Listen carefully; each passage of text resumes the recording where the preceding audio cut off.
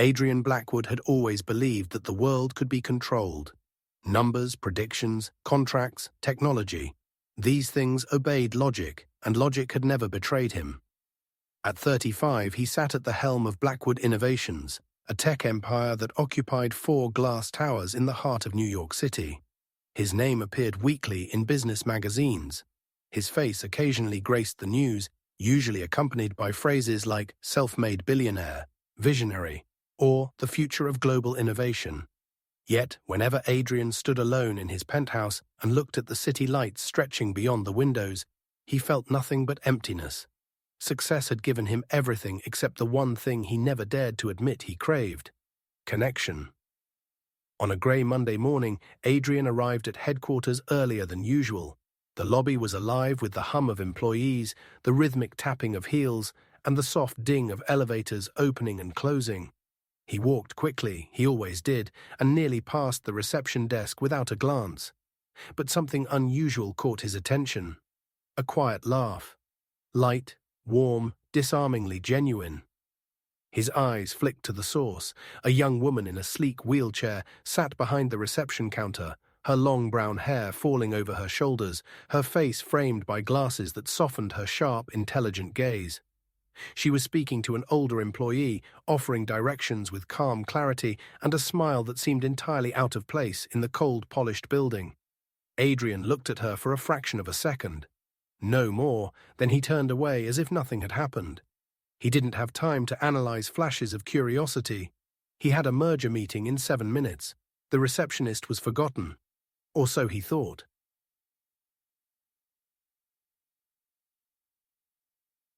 Lila Morgan had mastered the art of adapting. Life had given her little choice. 2 years earlier, a car accident had taken her ability to walk and had nearly taken her life. Doctors warned her recovery would be slow, painful, and incomplete. Some whispered she would never regain the freedom she once had. But Lila refused to accept limits placed on her by others. She fought through every setback with a stubborn spark in her heart. She returned to school, completed her degree, and built a new life from the ruins of the old one. When she applied for the receptionist position at Blackwood Innovations, she never expected to be hired by one of the most competitive companies in the country. And she certainly hadn't expected her first encounter with Adrian Blackwood to leave her wondering who exactly he was beneath the surface of his quiet, unreadable expression. The man walked like he carried secrets. Still, Lila had bigger concerns. New job, new responsibilities, new challenges. Her days were filled with guiding visitors, answering calls, navigating the building's fast, high-pressure rhythm, and proving with every task that she belonged. Yet she couldn't shake the brief moment when Adrian's gaze met hers. Not cold, not curious, just searching. She brushed it off. The CEO likely didn't even remember the moment. Life had taught her not to imagine stories where none existed. 3 weeks later, however, fate intervened. Adrian's assistant abruptly resigned. Burnout, she claimed. Stress. A nervous breakdown on the 47th floor, according to rumors. With the company preparing for an international expansion, losing his assistant felt like a strategic disaster, and the HR department scrambled for a temporary replacement. That's how Lila found herself rolling into Adrian Blackwood's office with a tablet cradled in her lap. Her heart pounding so loudly, she was sure he could hear it. He didn't look up at first. "Place the files on the desk," he said mechanically. She cleared her throat. "I can do that, but you'll have to give me a moment. I'm not very tall sitting down." The humor in her voice was subtle, but enough to make Adrian finally glance at her. Surprise flickered across his face. Not judgment, not pity, just pure surprise at her unfiltered candor. "I didn't expect," he began, but stopped himself. Lila smiled. "I know. No one ever does. Here are the reports you needed." She set them on the desk, though it took a bit of maneuvering. Adrian watched in silence. Then, for reasons he couldn't explain, he asked, "How long have you been working here?" 3 weeks. "You seem efficient." "Thank you," she said, though she wasn't sure if it was a compliment or an observation. She turned to leave, but his voice stopped her. "What's your name?" "Lila Morgan."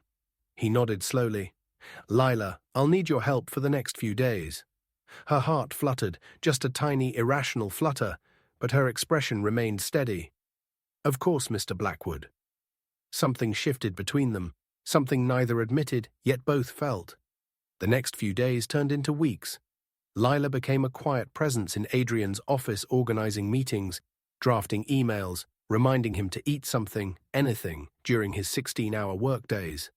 Her competence impressed him, but it was her calmness that unsettled him. She treated him like a person, not a billionaire, not a legend, not a ticket to power. When he snapped under pressure, she wouldn't shrink back. She'd raise an eyebrow and ask, "Are you finished?" No one had ever spoken to him that way. When he stayed at the office past midnight, she'd leave a cup of tea on his desk without a word. No one had ever cared in such a small, meaningful way. He found himself stealing glances at her, wondering, admiring. She found herself laughing at his dry, unexpected humor, noticing how often his eyes softened around her.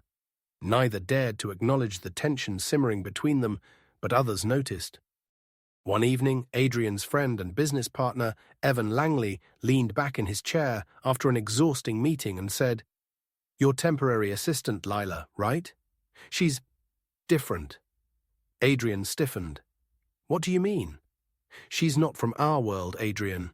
You should be careful." The words lingered like smoke long after Evan left. Outside the skyscraper, Lila's life was utterly different. She lived in a small but bright apartment decorated with plants she couldn't stop adopting. She had a cat named Maple who believed herself queen of the universe, and she had her best friend, Mia Harper, who visited twice a week with pastries and uninvited opinions. Over tea, Mia listened as Lila described her days at work. "There's something strange about him," Lila admitted one evening. "He's so guarded, but sometimes he looks lost." Mia smirked. "And you like him?" "I didn't say that. You didn't have to." Lila blushed, pushing her hair behind her ear. "It doesn't matter. Someone like him would never—" Mia cut her off. "Lila, stop. You're worthy of love, of happiness, no exceptions." Lila looked down at her hands, unsure whether to believe her. But the shift in Adrian became undeniable. He walked slower when Lila was beside him. He asked her for her opinions. He listened. He smiled not often, but in a way that changed the air around him. When his original assistant returned, Lila quietly stepped back to the reception desk. Adrian felt the absence instantly, like a room that had grown colder. He lasted 2 days before approaching her. "Lila," he said, hands clasped tightly behind his back. "There's a corporate gala this Friday. I would like you to attend." Her mouth parted in shock. "Me? Why?" "Because—" He paused, uncomfortable with the truth. "Because I value your presence." She agreed against her better judgment. The gala glimmered with crystal chandeliers and gowns that cost more than her rent. Lila rolled through the room with poise, though her nerves twisted inside her. Some guests greeted her politely, others stared. One man, a senior partner, leaned down and said, "It's admirable that you made the effort to come. People with your limitations don't usually attend events like this." Lila's face flushed, but she stayed calm. "People with my determination do." Adrian overheard. His expression darkened. In front of 100 wealthy onlookers, he said coldly, "If you ever speak to Ms. Morgan like that again, you will no longer be associated with my company." A murmur rippled through the crowd. Cameras turned, whispers spread. Lila touched his arm, trembling. "Adrian, please." But it was too late. The room now knew something was happening between them. So did they. Later that night, Adrian and Lila found themselves standing alone on a balcony overlooking Manhattan. The wind brushed her hair softly. Adrian's hands were tense, resting on the railing. "You shouldn't have defended me like that," Lila whispered. "I should have," he replied firmly. "I would do it again." She shook her head. "People will think you're with me because you feel sorry for me." Adrian turned to her, his voice low. "I don't feel sorry for you. I admire you. More than you know." Her breath caught. "You can't mean that," she whispered. "I do," he said. "Lila, I'm in love with you." Her heart soared and sank. "Adrian," she said softly, "I'm afraid, not of you, of your world. I don't belong in it." He took her hand, his eyes shining with sincerity. "Then I'll make a place for you in it." But fear clung to her, and expectations clung to him. Adrian's board pushed back. Investors whispered, journalists speculated. He was urged to focus on the expansion deal overseas, but all he could think about was Lila. Meanwhile, Lila's doubt grew. She told herself he deserved someone without complications, someone who moved freely in his world of power and expectations. Weeks passed, feelings deepened, pressure mounted. Finally, they met in a quiet park, sitting under a bare tree. "Adrian," Lila said softly, "you deserve to chase your dreams. Don't sacrifice them for me." "You're not a sacrifice," he insisted. But she shook her head, tears in her eyes. "Please, think about what you truly want." They parted with hearts breaking in their chests. Adrian thought for days, for nights, for every hour between board meetings and sleepless mornings. Finally, his mentor, Harold Sterling, visited him privately. "Success means nothing," Harold said gently, "if you build it at the cost of your own heart." The next morning, Adrian stood before his investors and made his choice. "I will not pursue the international expansion," he announced, "not if it requires sacrificing who I am and the people I care for." The room erupted in shock, but Adrian felt relief. For the first time in years, his life felt like his own. Reconciliation came soon after. Lila returned, her fears eased by his decision, her heart ready to trust him. They walked together through the city, hand in hand, finally allowing themselves to believe in a future. But the world wasn't done testing them. At a charity event, a pushy reporter cornered Lila. "How does it feel to date a billionaire when most people like you struggle with daily independence?" Lila froze, humiliated. Adrian forced the reporter away with ice in his voice. They stepped outside for air only seconds before a car's brakes screamed in the distance. Adrian saw the danger before Lila did. The vehicle skidded toward the sidewalk toward her. Without hesitating, Adrian lunged, pushing her wheelchair away with all his strength. He took the hit. The impact threw him onto the pavement. Chaos erupted. Lila cried out, rolling toward him, hands shaking. "Adrian! Adrian, please!" His eyelids fluttered. "Lila, are you safe?" She sobbed. "Because of you." He smiled weakly. "Then it was worth it." The hospital room was quiet except for the beeping monitor. Adrian awoke to find Lila sleeping in a chair beside him, her head resting near his hand. When he moved, she jolted awake, her eyes filled with relief.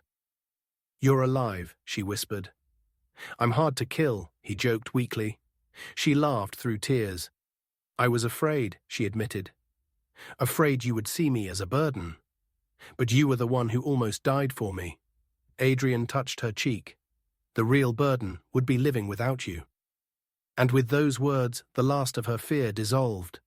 The months that followed became the happiest of their lives. Their relationship became public and admired. People were inspired by their strength, their vulnerability, their defiance of expectations. Adrian used his resources to create accessibility initiatives around the world. Lila became an advocate for inclusivity, speaking at conferences and writing influential essays. They were partners, equals, soulmates. On a warm spring evening, beneath a canopy of stars, Adrian knelt before her. "Lila Morgan," he said, his voice trembling, "you healed parts of me I didn't know were broken. Will you marry me?"